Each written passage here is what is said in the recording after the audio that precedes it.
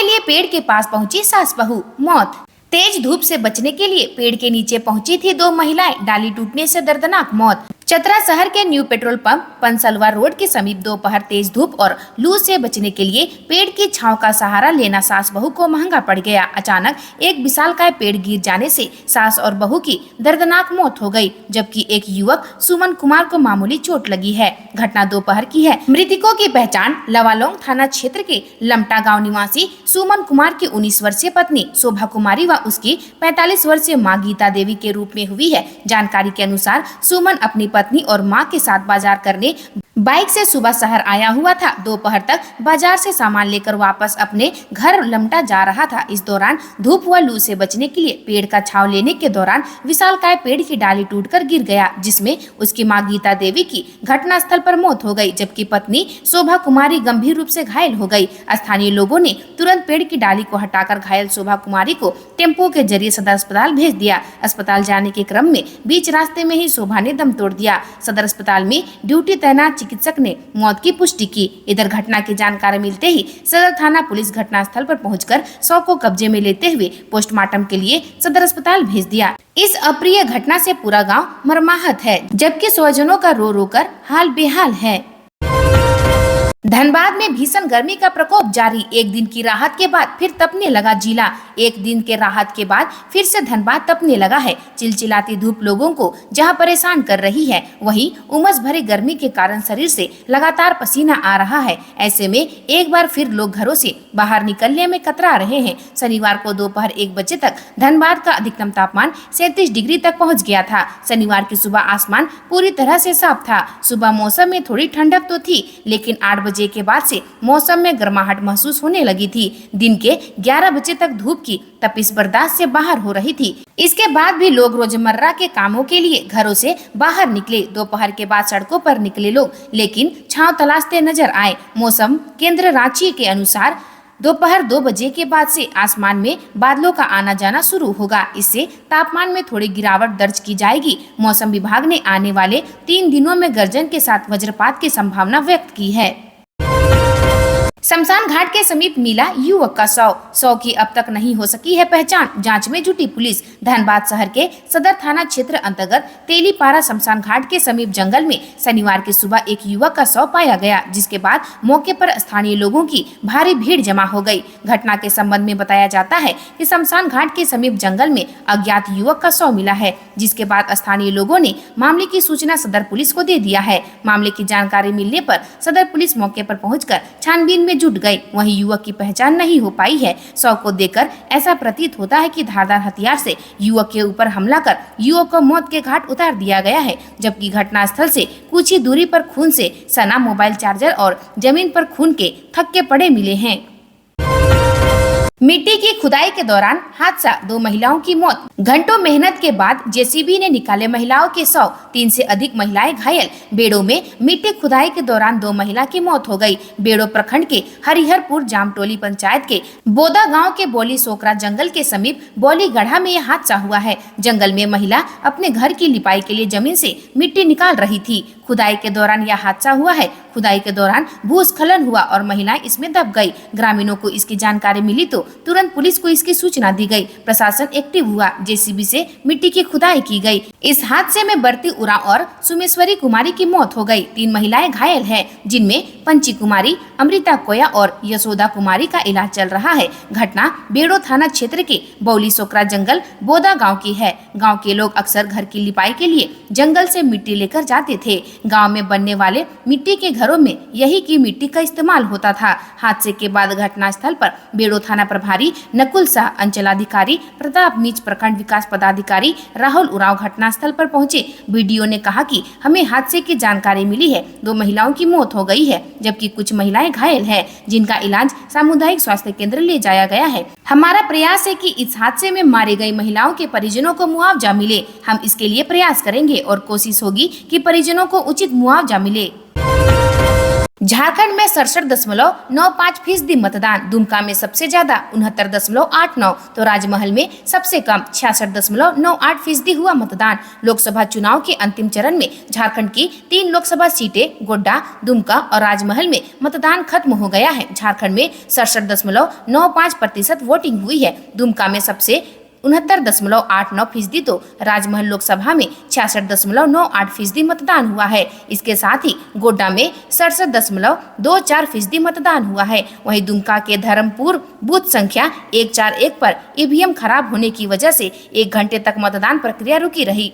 गोड्डा से बीजेपी प्रत्याशी निशिकांत दुबे ने देवघर बीएड कॉलेज स्थित बूथ संख्या 155-156 पर पत्नी अनुकांत दुबे और बेटे के साथ मतदान किया। वोट देने के बाद उन्होंने कहा कि जीत पक्की है, केंद्र में फिर से मोदी सरकार बनेगी। वहीं राजमहल से वर्तमान सांसद विजय हांसदा ने भी अपने पैतृक गांव में वोटिंग की और लोगों से मतदान करने की अपील की।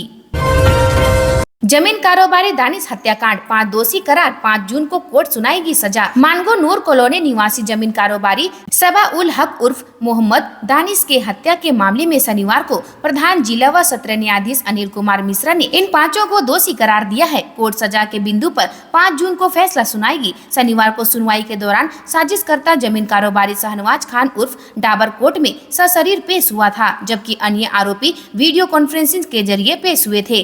कोर्ट द्वारा दोषी करार दिए जाने के बाद शहनवाज खान उर्फ डाबर को न्यायिक हिरासत में जेल भेज दिया गया। अभियोजन पक्ष से लोक अभियोजक सुनील चंद्र श्रीवास्तव ने कोर्ट में पैरवी की, जबकि बचाव पक्ष की ओर से अभिवक्ता शंभू दयाल आनंद झा और डी सतीश कुमार पैरवी कर रहे थे। बता दें कि 29 दिसंबर 2020 को मानगो नूर कॉलोनी निवासी जमीन कारोबारी मोहम्मद दानिश नमाज पढ़ने के लिए गया था।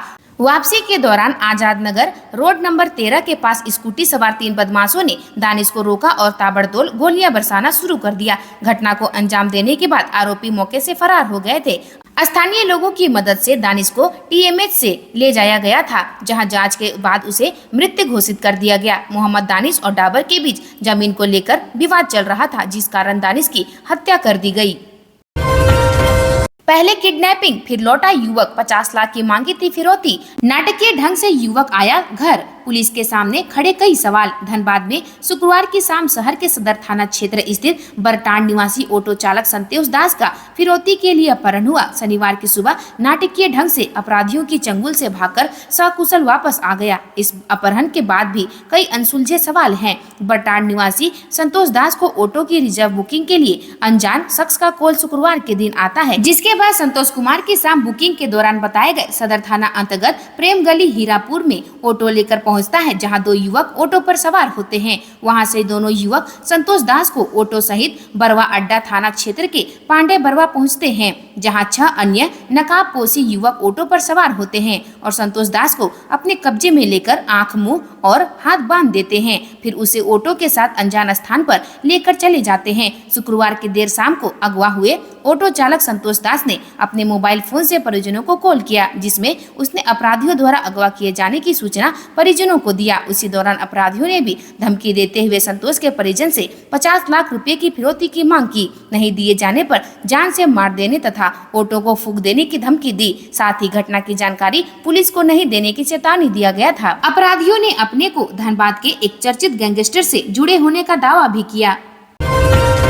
धनबाद में तेज रफ्तार स्कॉर्पियो ने मारी टक्कर, 4 लोग हुए घायल। कोयलांचल धनबाद में रफ्तार का कहर आए दिन देखने को मिल रहा है। ताजा घटनाक्रम में एक बार फिर से अनियंत्रित स्कॉर्पियो ने मेमको मोड़ के निकट 2 बाइक सवार पिता पुत्री समेत अन्य को जोरदार टक्कर मार दी। घटना में 4 लोग घायल हो गए, जिसमें 3 युवती और युवक शामिल है, जबकि एक युवती गंभीर रूप से घायल है, जिसे इलाज के लिए स्थानीय अस्पताल भेजा गया है। वहीं स्थानीय निवासी ने बताया कि धनबाद की ओर से तेज रफ्तार स्कॉर्पियो ने पहले 2 बाइक में और फिर सामने खड़ी एक क्रेटा कार को जोरदार टक्कर मारते हुए लगभग 200 मीटर तक घसीटते हुए ले गई। वहां रुकते ही स्कॉर्पियो में सवार 2 युवक भाग खड़े हुए, जबकि ड्राइवर भीड़ के हाथे चढ़ गया, जिसकी जमकर पिटाई की गई। जिसकी पिटाई के बाद लोगों ने उसे पुलिस के हवाले कर दिया। बताया जा रहा है कि स्कॉर्पियो चालक शराब के नशे में धुत था। बता दें कि कुछ दिन पूर्व ही एक बड़ी वारदात धनबाद के 8 लेन में हुई थी, जहां 2 सगी बहनों को एक अनियंत्रित स्कॉर्पियो ने रौंद दिया था।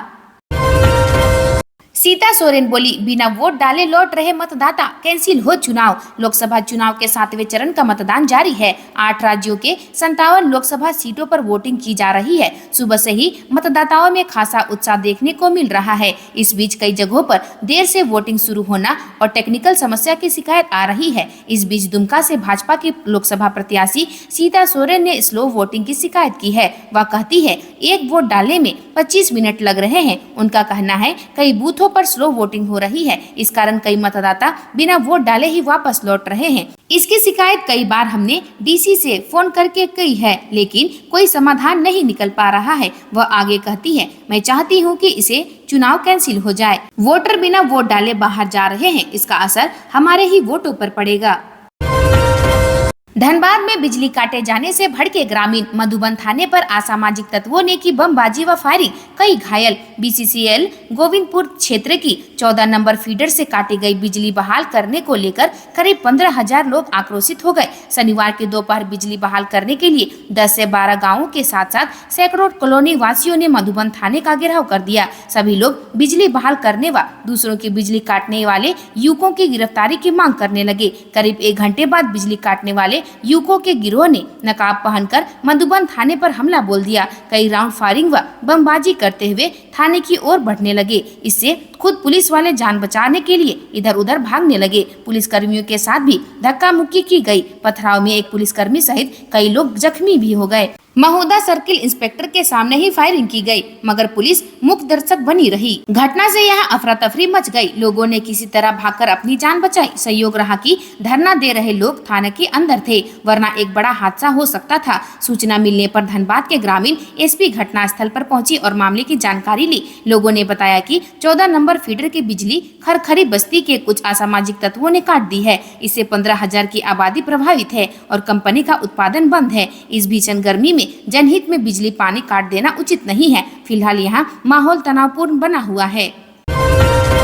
गिरिडीह के पीरटांड से पंचायत सचिव मंसूर आलम 3,000 रिश्वत लेते अरेस्ट, एंटी करप्शन ब्यूरो ने ऐसे दबोचा। धनबाद की एंटी करप्शन ब्यूरो की टीम ने शनिवार को गिरिडीह जिले के पीरटांड में कार्रवाई की और 3,000 रुपए रिश्वत लेते रंगे हाथ पंचायत सचिव मंसूर आलम को गिरफ्तार कर लिया। गिरफ्तारी के बाद एसीबी की टीम उसे लेकर गिरिडीह चली गई और पूछताछ की जा रही है। गिरिडीह जिले के पीरटांड प्रखंड मुख्यालय में पदस्थापित पंचायत सचिव को धनबाद से आई एसीबी की टीम ने 3,000 रुपए रिश्वत लेते रंगे हाथ गिरफ्तार किया है। गिरफ्तार पंचायत सचिव का नाम मंसूर आलम है। एसीबी की टीम से रिश्वत को लेकर शिकायत की गई थी। शिकायत की जांच के बाद मामला सही पाया गया। इसके बाद भ्रष्टाचार निरोधक ब्यूरो ने गिरफ्तारी के लिए जाल बिछाया और 3,000 रुपए रिश्वत लेते पंचायत सचिव को गिरफ्तार कर लिया।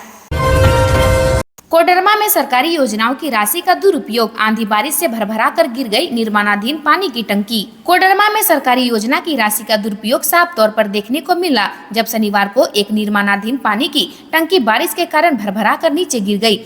इस टंकी का निर्माण नल जल योजना के तहत लाखों रुपए की लागत से हो रही थी, लेकिन मानसून से पहले ही यह नीचे गिर गई। टंकी की ऊंचाई लगभग 24 मीटर थी। गनीमत रही कि टंकी के आसपास कोई भी नहीं था, नहीं तो कोई बड़ा हादसा भी हो सकता था। दरअसल कोडरमा और इसके आसपास के इलाकों में शनिवार दोपहर 2 बजे ही बारिश हो रही थी। इस दौरान डोमचांच प्रखंड के कुंडी धनवार पंचायत के नीमाडी गाँव में बड़ी घटना हुआ ये कि जल नल योजना के तहत बन रही पानी की टंकी हल्की बारिश भी बर्दाश्त नहीं कर सकी और भरभरा कर नीचे गिर गई। इस टंकी का निर्माण लाखों रुपए की लागत से हो रही थी। इस घटना के बाद लोगों ने इसके निर्माण पर सवाल उठाने शुरू कर दिए हैं।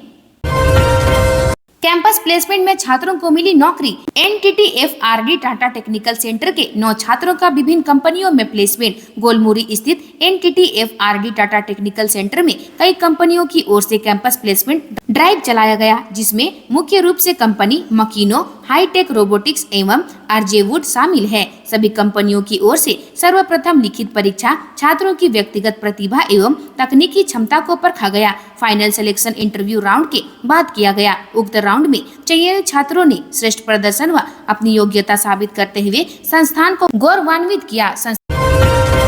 झारखंड में ईडी का एक और बड़ा एक्शन, अब इस नेता समेत 2 और लोगों की संपत्ति करेगी जब्त। टेंडर कमीशन घोटाला में मनी लॉन्ड्रिंग के तहत जांच कर रही ईडी अब हाल के गिरफ्तार मंत्री आलमगीर आलम, उनके निजी सचिव संजीव लाल व नौकर जहांगीर आलम के विरुद्ध साक्ष्य जुटा रही है। ईडी यह भी जानकारी जुटा रही है कि इन आरोपितों ने अपराध की आय से कौन कौन सी संपत्ति बनाई और कहां-कहां निवेश किया। इन साक्ष्यों के साथ ईडी 15 जुलाई के पूर्व तीनों के विरुद्ध एक साथ चार्जशीट करेगी। इतना ही नहीं, चार्जशीट से पहले ईडी अपराध की आय से बनाई गई सभी संपत्ति को जब्त करेगी। मंत्री आलमगीर आलम 15 मई को गिरफ्तार हुए थे। ईडी ने उन्हें 17 मई को रिमांड पर लिया था और उनसे लगातार 14 दिनों तक पूछताछ की थी। मंत्री आलमगीर आलम 30 मई को पीएमएलए कोर्ट की विशेष अदालत में प्रस्तुत किए गए थे। कोर्ट के आदेश पर उन्हें न्यायिक हिरासत में बिरसा मुंडा केंद्रीय कारा में भेज दिया गया था।